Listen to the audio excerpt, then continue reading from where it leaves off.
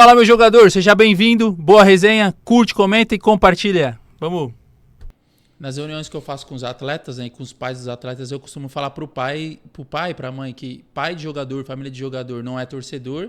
E pro jogador também, irmão. Se você vai assistir um jogo, você não é torcedor. Você tem que. Qual que é a sua posição? Você tem que analisar tudo. Vai assistir um jogo.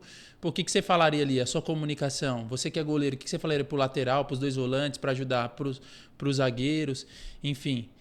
Tal, é comunicação. Você vai modelar, pô, você vai aprender e tudo mais. Você não vai torcer mais. Mas é comum para quem já tá dentro da base, né? Talvez para quem tá na mesmo fase... assim é difícil, né? É. A emoção de ver o filho ali é complicada. Eu acho que eles não conseguem se controlar tanto, né? Os pais é uma missão, é o nosso propósito de vida, irmão. É o nosso propósito de vida, porque é o que eu costumo falar. Se um pai de um atleta hoje for num quartel do bombeiro, ele não vai saber qual que é a rotina, quais são os treinamentos, como que corta um carro, como entra no incêndio tal, que não sei o quê. Ele não vai saber. Eu também não sabia, eu fui 8 anos bombeiro. O que eu fiz para aprender? Treinei, ouvi os mais experientes que já estavam lá, que me ensinaram, que me passaram códigos e condutas para eu não me machucar, para eu economizar esse espaço, enfim, para eu ter sucesso nessa área. Só que os pais geralmente não querem ouvir os profissionais que estão no meio, né? Então, o atleta em si, ele já aprende isso, né? E eu costumo falar assim, por exemplo, Milton. Falo para os pais, pô, o seu time é o Milton Futebol Clube. Você tem que cuidar do seu filho, pô. Acaba se tornando uma carreira, né? É. Os pais já têm a missão de serem pais, só que o futebol, ele profissionalizou de uma forma tão grande. E o lado emocional entre filho e pai, filho e mãe, ele tem um vínculo ali, né, cara? Então, eu vejo muitos pais e eu ouvia amigos meus nessa trajetória quebrando esse vínculo de pai e filho. Eles se tornam mais amigos na parte da discussão com o amigo e de falta de confiança, de não aceitar uma correção que o pai está falando devido ao excesso de cobrança ou excesso de expectativa em cima do atleta, do que próprio a experiência de ser pai e ser mãe. Então, eu acho que são duas coisas muito distantes uma da outra. Ele tem que saber separar e deixar para os profissionais da área poder corrigir. Tem que ter muita sabedoria e eu acredito que humildade para ouvir, né? E também, pelo amor de Deus, com muita humildade também, sabendo que é muito difícil, porque o futebol, ele é um esporte emocional. Aí tem seu filhinho lá embaixo, lá, e tem outros pais e tudo. Enfim, tem aquela questão de você torcer. Quando o atleta tá bem, a família tá 10 vezes melhor. Quando o atleta está vivendo uma fase de lesão, acaba sofrendo junto também, né? Então, que conselho que você daria para os pais com tudo que você viveu, Milton? É meio complicado de falar, mas assim, eu acho que o pai e a mãe eles têm que ser pai antes de tudo. Entender que antes do filho ser atleta, ele foi uma criança, ele desenvolveu e ele está na fase ainda de desenvolvimento, que a gente está falando de jovens, né? De atletas até 16, 14, 15 anos, né? Então, saber separar a cobrança.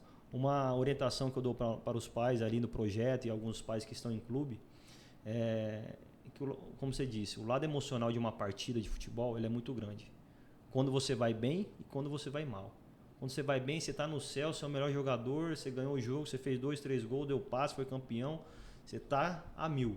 Quando você vai mal, cara, você quer se esconder. Você quer só chegar em casa, deitar no travesseiro, apagar a luz, assistir uma TV e ficar quieto.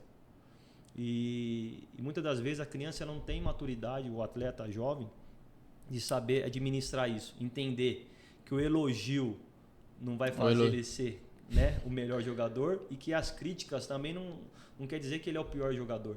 Só que naquele momento a adrenalina está tão grande no atleta que a minha orientação para os pais é deixar para o dia seguinte, caso queiram falar alguma coisa. Talvez dar um abraço, parabéns, filho, você jogou, competiu, tá tudo bem, amanhã a gente conversa. Né? E deixar pro dia seguinte uma orientação mais... Orientação top, hein? Até para baixar a emoção do pai e da criança, pô. E depois... Porque eu, como atleta, meu pai, ele tinha uma mania de me corrigir após os treinos. Só que talvez eu tive um pouco mais de sabedoria de absorver isso, né? E eu vejo hoje que nem todos são dessa forma. E muitas das vezes eu tive discussões, mesmo com essa sabedoria de absorver o que meu pai me falava, eu tive discussões com ele que eu não concordava.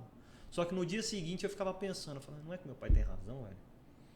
Talvez ali eu teria que ter sido mais simples, ou teria que ter competido mais. Então, no dia seguinte, eu acho que vem mais como orientação do que como crítica. Né? Eu acho que a criança, o atleta... Eu acredito muito nisso também, né? Que o pai ele tem que ter essa sabedoria de fazer a orientação, pós e tudo mais, mas deixar para os profissionais, Milton. Porque o que acontece? Hoje o que a gente vê é que 100% eles são... Você tem que fazer, você deveria ter feito isso, você deveria ter feito assado e tudo mais. Às vezes o atleta acertou 7 lances, vai pegar o scout do cara. 7 lances, os 2 que ele errou, o pai fica ali martelando, sabe? E logo pós-jogo e tal... E o atleta... E não é por mal. O pai não, com certeza não faz isso por mal. E ele nem enxerga isso, essa emoção que ele tá ali, mano. Ele tá falando pro bem do atleta. Mas tá fazendo um mal enorme. Tá distanciando cada vez mais essa relação de pai e filho, sabe? Sim. É que parece que a gente tá queimando os pais, né? Não, nunca. Não é, isso, né? Não é, porque a gente sabe que é difícil também. Na verdade, é um apoio, uma orientação de que realmente isso vai ser o melhor pra carreira e pra convivência dele. A gente tá evitando uma situação de um afastamento, uma ruptura, de pô. E isso acontece muito, velho. Para quem talvez não acompanha o futebol, não entenda a importância que é essa orientação. Mas para quem tá dentro do futebol, ele tá sentindo na pele, e se ainda não aconteceu esse afastamento, ele vai sentir, porque vai acontecer. É inevitável. Eu costumo falar que o atleta ele pode ser o Neymar, pô, mas ele vai querer o elogio do pai. Porque você também, imagina, Milton, tem a torcida para cobrar, o diretor, o treinador, a própria equipe, a autocobrança do atleta para ele, pô, quero estar aqui de titular e tudo mais. Aí eu chego em casa, meu pai me faz o quê? Me cobra também. Exatamente. Então não tem uma válvula de escape, sabe? E mesmo que ele tá vivendo um bom momento, às vezes ele recebe o elogio de todo mundo, menos do pai, pô. O único elogio que ele gostaria que teria poder ali, e estudando a área de desenvolvimento pessoal, a gente sabe o poder da palavra e o poder da palavra de um pai, pô. Uma bênção do pai e tudo mais, entendeu? Você pode até falar melhor do que eu, mas a minha experiência que eu tive em relação ao meu pai, muitas das vezes que meu pai vinha assistir meu jogo, quando ele conseguia, as poucas vezes que foi, eu não conseguia performar, velho. Porque a alegria era tão grande de ver meu pai na arquibancada que eu queria provar para ele que eu estava muito melhor do que da última vez que ele me viu. Então eu queria inventar, eu queria dar um chapéu, eu queria dar uma caneta, tomava contra-ataque dura. Segundo tempo eu era o primeiro a ser substituído. Impressionante, cara. Era o primeiro a ser substituído. Por quê? Porque a gente quer mostrar pro pai, velho. O cara que gosta do futebol, se seu pai gosta muito do futebol, você vai querer provar para ele, mais do que pro seu treinador e para você mesmo, que você é capaz de chegar. Então os atletas têm que ter um equilíbrio nisso. Quando seu pai for te assistir, sua mãe, sua avó, sua madrinha, pessoas que você gosta muito, sua irmã, sua namorada, sua esposa, joga pra você, velho. Faz o que o treinador pediu, faz da forma que você tem feito, tranquilo, sereno, que as coisas acontecem naturalmente no jogo. Tá precisando de um transplante capilar? Conhece alguém que tá nessa fase? Eu já estive assim, ó. Dr. Vlásios Marangos, hein? Patrocinador aqui do canal. Boa resenha. Bora.